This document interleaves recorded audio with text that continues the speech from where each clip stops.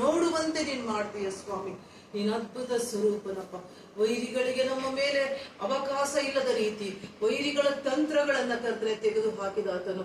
ನಮ್ಮನ್ನ ಲಜ್ಜೆಗೆ ಅವಮಾನಕ್ಕೆ ಗುರಿ ಪಡೆದ ರೀತಿ ನಮ್ಮ ಜೀವಿತವನ್ನ ಕಟ್ಟಿ ಹಾಕುವಂತ ವೈರಿಗಳ ತಂತ್ರಗಳನ್ನ ತೆಗೆದು ಹಾಕಪ್ಪ, ನಾಶಪಡಿಸು. ಸ್ತೋತ್ರ.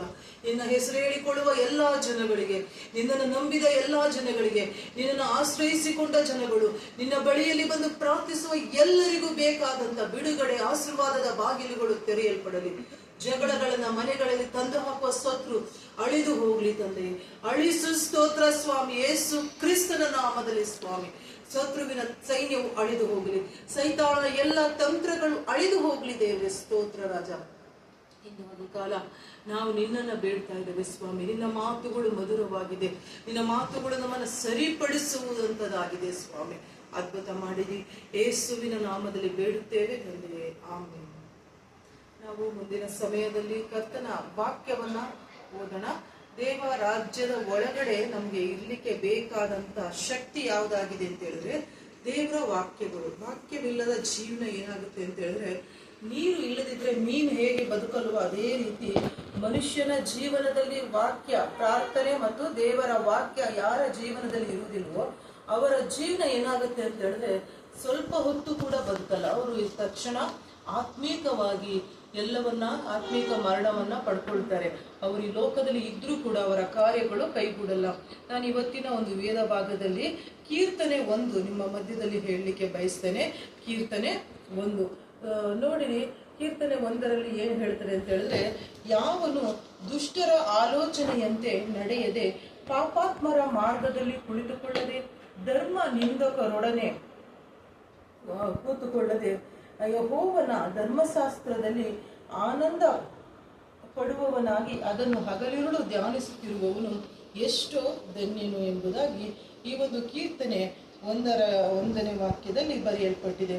ಪ್ರೀತಿಯ ದೇವರ ಮಕ್ಕಳೇ, ನಮಗೆ ಕರ್ತನು ಜೀವನ ಮಾಡುವ ರೀತಿಯನ್ನ ಹೇಳಿಕೊಡ್ತಾ ಇದ್ದಾರೆ. ಯಾವ ರೀತಿ ನಾವು ಭೂಮಿಯಲ್ಲಿ ಮಾರ್ಗದರ್ಶಿಗಳಾಗಿರ್ಬೇಕು, ಅಥವಾ ನಮ್ಮ ಸಹಾಯಕ್ಕಾಗಿ ನಾವು ಏನು ಪರಿಪೂರ್ಣವಾದ ಒಂದು ಸಕ್ಸಸ್ ಲೈಫ್ ಕಾಣ್ಬೇಕಂತ ಹೇಳಿದ್ರೆ, ಸಫಲತೆಯನ್ನ ಕಾಣ್ಬೇಕು ಅಂತ ಹೇಳಿದ್ರೆ ನಾವು ಏನ್ ಮಾಡ್ಬೇಕು ಅಂತ ಹೇಳಿದ್ರೆ, ನೋಡಿ ನಮಗೆ ಕರ್ತನು ಹೇಳುವ ಮಾರ್ಗದರ್ಶನ ಯಾವುದು ಅಂತ ಹೇಳಿದ್ರೆ, ಯಾವನು ದುಷ್ಟರ ಆಲೋಚನೆಯಂತೆ ನಡೆಯದೆ ಪಾಪಾತ್ಮರ ಮಾರ್ಗದಲ್ಲಿ ನಿಂತುಕೊಳ್ಳದೆ. ನೋಡಿ, ದುಷ್ಟರ ಆಲೋಚನೆ ನಮ್ಮನ್ನ ಯಾವತ್ತಿದ್ರೂ ಕೂಡ ಏನ್ ಮಾಡಲ್ಲ, ಅದು ಸಫಲಗೊಳಿಸಲ್ಲ. ದುಷ್ಟರು ಯಾವ ರೀತಿ ಆಲೋಚನೆಗಳು ಉಳ್ಳವರಾಗಿರ್ತಾರೆ ಅಂತ ಹೇಳಿದ್ರೆ, ಅವರು ಕಟುಕರ ರೀತಿಯ ಆಲೋಚನೆ ಉಳ್ಳವರಾಗಿರ್ತಾರೆ. ಅವರ ಹೃದಯದಲ್ಲಿ ಕರುಣೆ ಇರುವುದಿಲ್ಲ. ಅವರು ಸ್ವಂತ ತಂದೆ ತಾಯಿಗಳ ಮೇಲೆ ಕರುಣೆ ತೋರಿಸಲ್ಲ. ಅವರು ಸ್ವಂತ ಹೊಟ್ಟೆಗೆ ಹುಟ್ಟಿದ ಮಕ್ಕಳ ಮೇಲೂ ಕರುಣೆ ತೋರಿಸಲ್ಲ.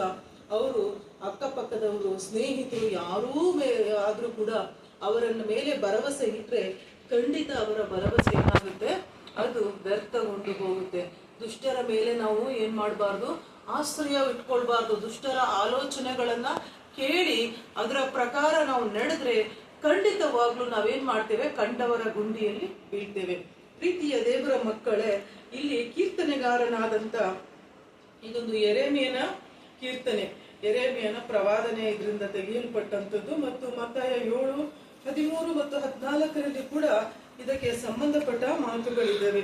ಪ್ರೀತಿಯ ದೇವರ ಮಕ್ಕಳೇ, ಯೆಹೋವನ ಧರ್ಮಶಾಸ್ತ್ರ ನೋಡಿ, ಪಾಪಾತ್ಮರ ಮಾರ್ಗದಲ್ಲಿ ನಿಂತುಕೊಳ್ಳಬಾರದು. ಪಾಪಾತ್ಮರು ಏನ್ ಮಾಡ್ತಾರೆ ಅಂತ ಹೇಳಿದ್ರೆ, ಅವರು ಮಾಡುವ ತಪ್ಪಿನ ಜೊತೆಗೆ ಅವರು ಒಬ್ಬಂಟಿಗರಾಗಿ ಪಾಪಗಳನ್ನ ಮಾಡಲ್ಲ, ಅವರ ಜೊತೆಗಾರರಂತ ಅವ್ರು ಬೇಡ್ತಾರೆ. ಯಾಕೆ ಅಂತ ಹೇಳಿದ್ರೆ, ಒಬ್ಬರೇ ಸಿಕ್ಕಾಕೊಳ್ಬಾರ್ದು.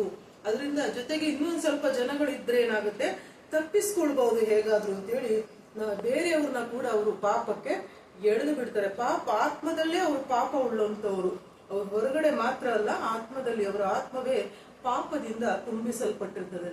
ಪಾಪ ಎಂಬುದು ಒಂದು ಪರಿಶುದ್ಧ ಆತ್ಮನ ಹೇಗೆ ನಮ್ಮ ಜೊತೆ ಇದ್ದಾನೋ ಅದೇ ರೀತಿ ಪಾಪದ ಆತ್ಮಗಳು ಇರ್ತವೆ. ಪಾಪದ ಆತ್ಮಗಳು ಯಾವ್ಯಾವು ಅಂತ ಹೇಳಿದ್ರೆ ನೋಡಿ, ವ್ಯಭಿಚಾರದ ಆತ್ಮಗಳು, ಕೊಲೆಗಡಕತನ ಆತ್ಮ, ಮೋಸ, ವಂಚನೆ, ಹಗೆತನ ಅಲ್ವಾ, ಸಾಕಷ್ಟು ಏನ್ ಮಾಡುತ್ತೆ, ಕೆಟ್ಟದ್ದನ್ನ ಮಾಡುತ್ತೆ.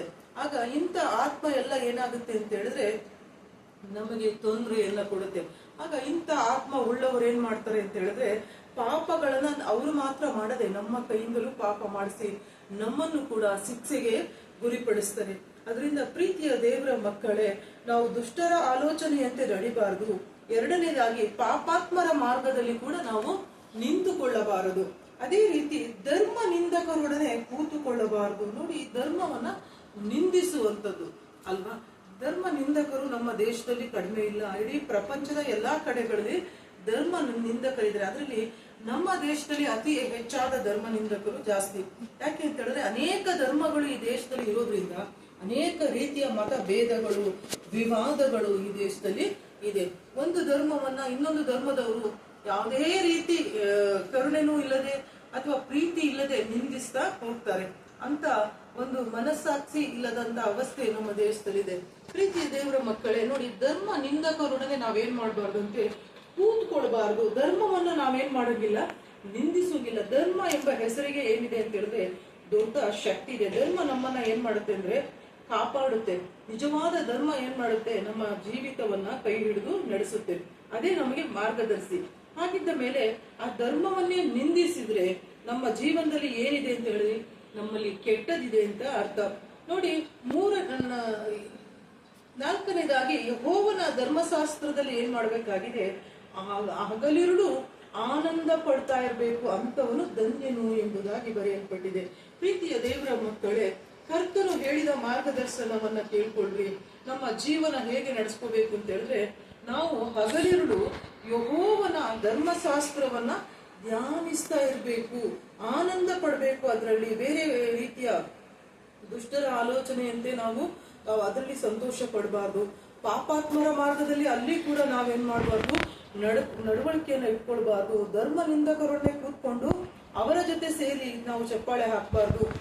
ನಾವು ಹೇಗಿರ್ಬೇಕಂತೆ, ಯೆಹೋವನ ಧರ್ಮಶಾಸ್ತ್ರದಲ್ಲಿ ಆನಂದ ಪಡುವವನಾಗಿ ಅದನ್ನೇ ಹಗಲಿರುಳು ಧ್ಯಾನಿಸ್ತಿರುವವನು ಎಷ್ಟು ಧನ್ಯನು. ಯಾಕೆ ಅವನು ಧನ್ಯನಾಗ್ತಾನೆ, ಹೇಗೆ ಧನ್ಯನಾಗ್ತಾನೆ ಅಂತ ಹೇಳಿದ್ರೆ ಅದಕ್ಕೊಂದು ಉದಾಹರಣೆಯನ್ನ ಇಲ್ಲಿ ಕೀರ್ತನೆಗಾರನು ಕೊಡ್ತಿದ್ದಾನೆ. ಏನು ಉದಾಹರಣೆ ಕೊಡ್ತಾ ಇದ್ದಾನೆ ಅಂತ ಹೇಳಿದ್ರೆ, ಈ ಒಂದು ಯೆಹೋವನ ಧರ್ಮಶಾಸ್ತ್ರ ಅಥವಾ ಸತ್ಯ ವೇದವನ್ನ ಹಗಲಿರುಳು ಓದಿ ಅದರ ಪ್ರಕಾರ ತನ್ನ ಜೀವಿತವನ್ನ ರೂಪಿಸಿಕೊಂಡವರು ಅಂತವರನ್ನ ಆತನು ಯಾವುದಕ್ಕೆ ಹೋಲಿಸಿದರೆ ಅಂದ್ರೆ ಅದರ 3ನೇ ವಾಕ್ಯದಲ್ಲಿ ನೋಡ್ರಿ, ಅವನು ನೀರಿನ ಕಾಲುವೆಗಳ ಬಳಿಯಲ್ಲಿ ಬೆಳೆದಿರುವ ಮರದ ಹಾಗಿರುವನು. ನೋಡ್ರಿ, ಅಂತ ಮರವು ತಕ್ಕ ಕಾಲದಲ್ಲಿ ಫಲ ಕೊಡುತ್ತದಲ್ಲ, ಅದರ ಎಲೆ ಬಾಡುವುದಿಲ್ಲ, ಅದರಂತೆ ಅವನ ಕಾರ್ಯಗಳೆಲ್ಲವೂ ಸಫಲವಾಗುವುದು. ನೋಡಿದ್ರಲ್ವ ಪ್ರೀತಿಯ ದೇವರ ಮಕ್ಕಳೇ, ಕರ್ತನು ಏನನ್ನ ಹೇಳಿಕೊಡ್ತಾ ಇದ್ದಾನೆ, ಯಾವ ರೀತಿ ಜೀವಿತವನ್ನ ನಮಗೆ ಹೇಳಿಕೊಡ್ತಾನೆ ಅಂತ ಹೇಳಿದ್ರೆ, ಕರ್ತನು ನಮ್ಮ ಜೀವನದಲ್ಲಿ ಸಫಲಗೊಳ್ಳುವಂತ ನಮ್ಮ ಮಾತುಗಳಿಗೆ ದೇವರು ಏನ್ ಮಾಡ್ತಿದ್ದಾರೆ, ಹಿಡಿತಾ ಇರಬೇಕಾಗಿದೆ. ನಮ್ಮ ನಡತೆಗಳಲ್ಲಿ ಹಿಡಿತಾ ಇರಬೇಕಾಗಿದೆ, ನಮ್ಮ ಆಲೋಚನೆಗಳಲ್ಲಿ ಹಿಡಿತಾ ಇರಬೇಕಾಗಿದೆ. ಅದಕ್ಕೆ ನಾವು ಧರ್ಮಶಾಸ್ತ್ರವನ್ನ ಹಗಲಿರುಳು ಧ್ಯಾನಿಸಿ ಅದರ ಪ್ರಕಾರ ನಡ್ಕೋಬೇಕಾಗಿದೆ. ಆವಾಗ ನಮ್ಮ ಜೀವನ ಏನಾಗುತ್ತಂತೆ, ನೀರಿನ ಕಾಲುವೆಯ ಬಳಿಯಲ್ಲಿ ನಟ್ಟ ಮರದ ಹಾಗೆ. ನೀರಿದ್ರೆ ಏನಾಗುತ್ತೆ, ಮರ ಚೆನ್ನಾಗಿ ಬೆಳೆಯುತ್ತೆ, ಅದು ಚೆನ್ನಾಗಿ ತಕ್ಕ ಕಾಲದಲ್ಲಿ ಅದಕ್ಕೆ ಅದು ಫಲ ಕೊಡುತ್ತೆ, ಅಲ್ಲಿ ಯಾವ ಕೊರತೆನೂ ಕೂಡ ಅದಕ್ಕೆ ಇರುವುದಿಲ್ಲ. ಹಾಗಾದ್ರೆ ಮನುಷ್ಯನ ಜೀವನದಲ್ಲಿ ಆಶೀರ್ವಾದಗಳನ್ನ ಪಡ್ಕೋಬೇಕು. ದೇವ ರಕ್ಷಣೆ ಇಲ್ಲದೆ ಇದ್ರೆ ಆಶೀರ್ವಾದ ಪಡ್ಕೊಳ್ಳೋಕೆ ಸಾಧ್ಯವಾಗಲ್ಲ. ನಾವು ಎಷ್ಟೋ ಜನಗಳು ನಮಗೆ ಆಶೀರ್ವಾದ ಬೇಕು, ನಮ್ಮ ಜೀವನದಲ್ಲಿ ಅಭಿವೃದ್ಧಿ ಇಲ್ಲ, ನಮ್ಮ ಜೀವನದಲ್ಲಿ ಸಂತೋಷ ಇಲ್ಲ, ನಾವೆಷ್ಟು ಸಂಪಾದನೆ ಮಾಡಿದ್ರು ಉಳಿತಾ ಇಲ್ಲ, ಖರ್ಚುಗಳು ಜಾಸ್ತಿ ಆಗ್ತಾ ಇದೆ, ನಮ್ಮ ಮಕ್ಕಳ ವಿದ್ಯಾಭ್ಯಾಸಗಳು ಸರಿ ಇಲ್ಲ, ಅಥವಾ ನಮ್ಮ ಕೆಲಸದಲ್ಲಿ ನಮಗೆ ಏನಿಲ್ಲ, ಸಮಾಧಾನ ಸಿಗ್ತಾ ಇಲ್ಲ, ಕೊರತೆಗಳು ಜಾಸ್ತಿ ಆಗ್ತಿದೆ ಅಂತ ಹೇಳ್ತಾ ಹೋಗ್ತಾ ಇರ್ತಾರೆ.